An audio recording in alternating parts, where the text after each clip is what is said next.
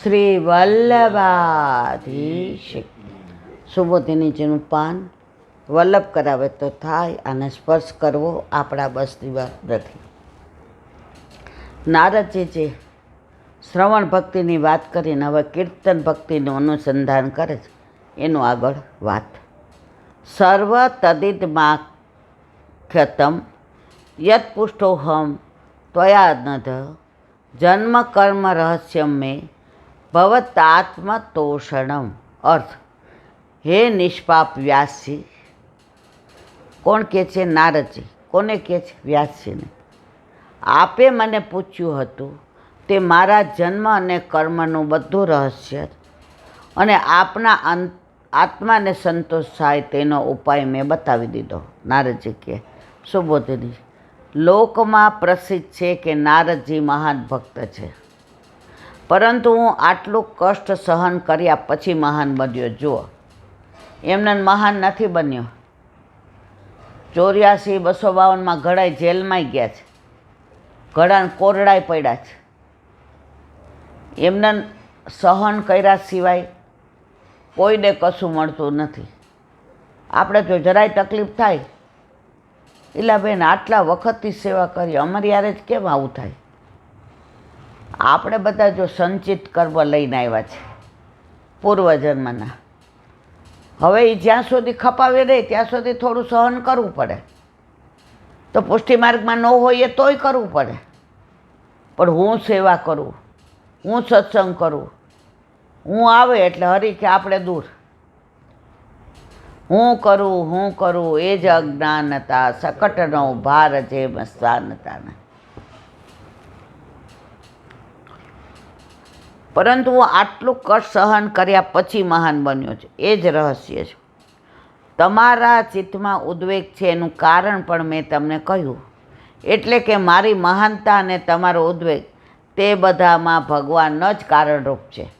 નારદજીને ઠાકોરજીના ગુણાનુવાદ અને વ્યાસજીને મનમાં ઉચાટ છે. જો અહીંયા કયો શબ્દ હોય? ઉદ્વેગ છે કે આટલા પુરાણ લખ્યા પછી હું ઠાકોરજીનો જ્ઞાન અવતાર, તો મને સંતોષ કેમ નથી થતો? આપણા ઘરે 4 વૈષ્ણવ આવ્યા હોય, એને પ્રસાદ લેવડાવીએ, પણ આપણે હવે કાંઈક દેવાનું રહી ગયું હોય તો કેવા પછી ઉચાટ થાય, ઉદ્વેગ થાય. એટલે કે છે શું એવું રહી ગયું છે મારાથીને કે મારા હૃદયમાં ઉદ્વેગ થાય છે? મને જે આનંદ થવો જોઈએ, જે મને કંઈક કર્યું એવું થવું જોઈએ, નથી થતું.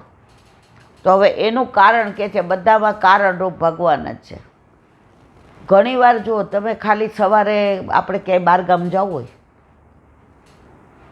તો આપણે 5 વાગે ઠાકોરજીને જગાડી દઈએ અને 6:30 તો અનવસરે થઈ જાય, તોય તમને એટલો આનંદ આવે. અને કોક વાર તમે સવારે 8 વાગ્યા ઠાકોરજીને જગાવ્યો હોય અને 2 વાગે અનવસર કરો ને તોય તમે થાકી જાઓ. હવે ક્યારે બહાર નીકળીએ? તો આ બધાનું કારણરૂપ કોણ છે? પ્રભુ છે. જો તમારું ચિત્ત એક ક્ષણ માટે પરોવાઈ ગયું તો તમને ઠાકોરજીના ચરણારવિંદથી દૂર જવાનું મન ન થાય. પણ માનો કે તમે લૌકિકમાં પહોંચી ગયા કે આજે આણે મારી યાર આ વ્યવહાર કર્યો તો હવે મારે એને આવું કરવું જ નથી, ભલે ઘરના બધાય કહે મારે તો આટલું.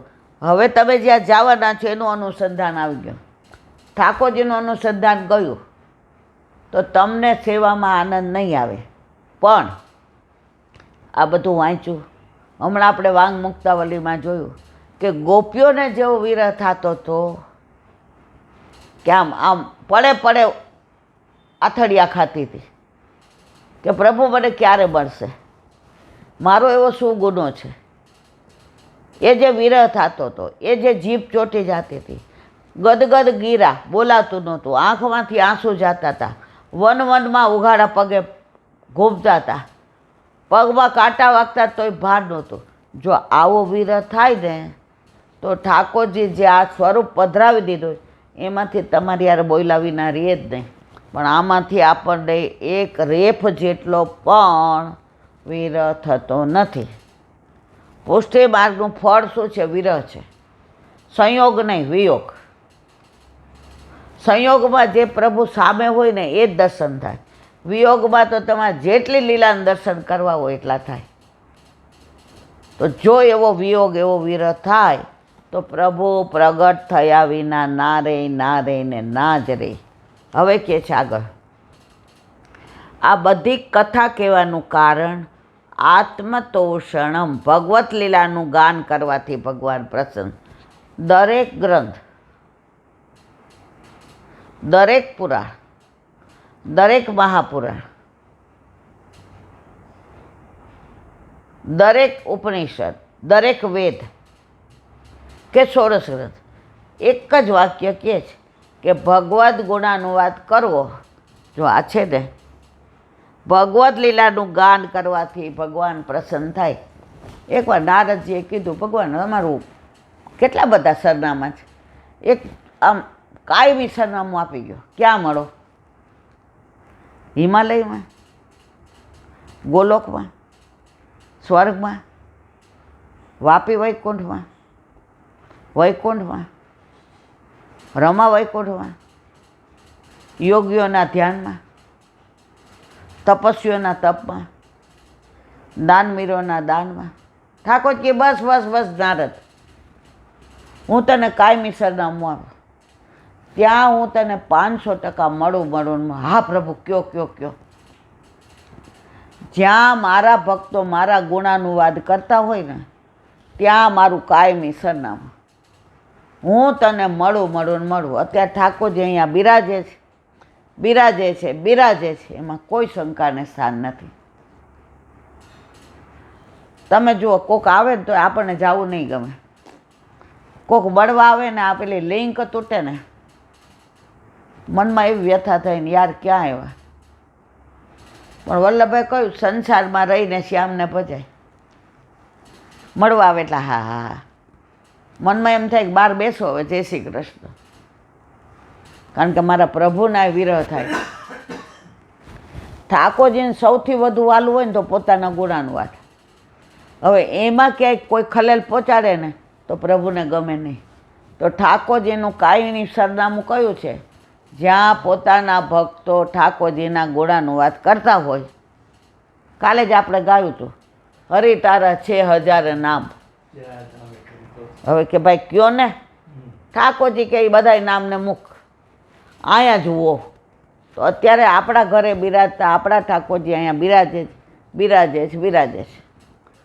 સૌરાષ્ટ્રમાં તો અમે પહેલાં સત્સંગ કરતા તો અમે એક આસન મૂકતા, જારીજી અને મિશ્રી મૂકતા. તો ત્યારે અમે ક્રિયાવત કરતા. કાકા એમ કે હાલો હવે સત્સંગનો ટાઈમ, એટલે બાર બધા ઈશારા કરતા હોય બારીમાંથી ને એમાંથી, બેબી. એટલે જલ્દી. પણ કોઈની પૂછ્યું નહોતું કે હું કામ કરીએ છીએ.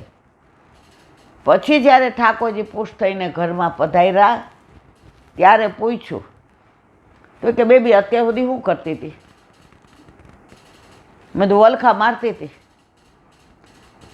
એ એટલા માટે કે ઠાકોરજી પોતાના ગુણાનુવાદ સાંભળવા પધારે તો આસન બિછાવેલું હોય, જળ હોય અને મિશ્રી હોય તો પ્રભુને શ્રમ પડે નહીં. અથવા ભક્તના અંતઃકરણમાં સુખ ઉત્પન્ન થાય, ગુણાનુવાદ થાય, ઠાકોરજી તો પ્રસન્ન થાય. પણ આપણને જો જે દિવસે આપણે હોસ્પિટલમાં હતા, હવે સાંજ પડે ને બધા મળવા આવે, પેલા ડૉક્ટરો આવે, પેલા સોયા ઘાલે ને અર ત્યાં આપણે ઈચ્છા તો સત્સંગ કરી શકતા હતા, ભગવત નામ લઈ શકતા હતા, કોઈ મળવા આવતું હતું તો કોઈ પ્રસંગ કહેતા હતા. તો પ્રભુ ઈચ્છે ને કે મારા ગુણાનુવાદ ગાય ત્યારે જ આપણે ગાઈ શકીએ. ઈલાબેન હોશિયારી કરે તો ગવાય નહીં.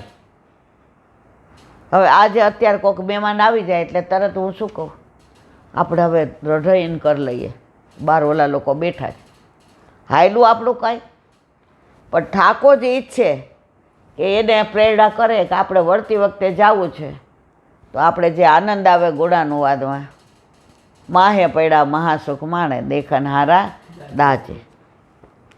નારદજી હજુ એ સાધનને પરાયણ છે, એટલે કે ભગવત લીલાનું ગાન કરતા ફરી રહ્યા છે.